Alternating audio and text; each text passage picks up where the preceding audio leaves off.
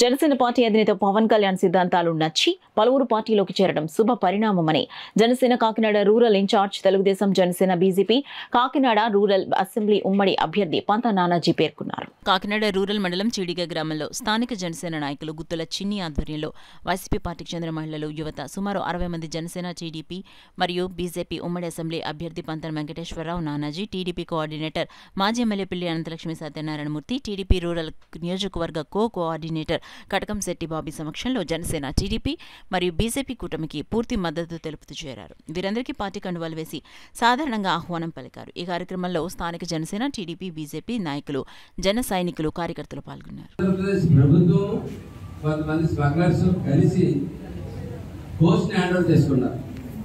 చాలా ప్రమాదకరమైన విషయం.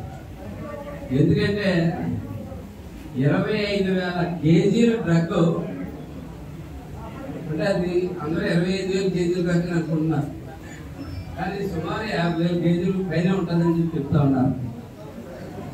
సిబిఐ దీన్ని జర్మనీ నుంచి దాన్ని ఫాలో అవ్వకుండా వస్తా ఉన్నారు. జర్మనీ నుంచి కూడా దాన్ని ఫాలో అవుతూ వస్తా ఉన్నారు.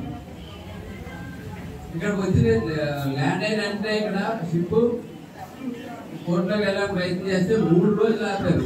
ఆ 3 రోజుల్లో జరిగితే ఇంకో 25,000 దాన్ని అక్కడ తరలించేశారని, తరలించి లేదా కలిపేశారని చెప్పి చెప్తా ఉన్నారు. దాంతో ఎలాగా అత్యున్నత దర్యాప్తు సంస్థ చేస్తా ఉంది కాబట్టి, కానీ అత్యున్నత దర్యాప్తు సంస్థని 3 రోజుల పాటు ఒక కోర్టు ఆఫీసర్లు కానీ వాళ్ళు వాళ్ళకి రానప్పుడు ఆపగలిగారంటే దాని వెనకాల ఉన్న అస్తాలు ఎటువంటి అస్తాలు ఉంటాయని చెప్పేది మనం చాలా ప్రమాదంగా ఉంది. కేవలం అప్పులు తెచ్చి అప్పులను బటన్ నొక్కి ఆ బటన్కి ఒకరికో ఇద్దరికి వేసి 10 మందిలు ఉంటే 2-3 వేసి మిగతా వాళ్ళు రాకుండా ఏడిపించడం, ఇవన్నీ కూడా ఇప్పటి వరకు జరుగుతున్న విశేషాలు.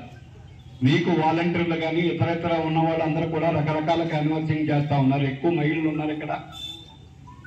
ఈ వాలంటీర్లు వచ్చి చంద్రబాబు నాయుడు గారి పరిపాలన వస్తే మీకు ఏ విధమైన ఈ సౌకర్యాలు కూడా రావు, చంద్రబాబు నాయుడు గురించి తీసేస్తాడు అని చెప్తా ఉన్నారు.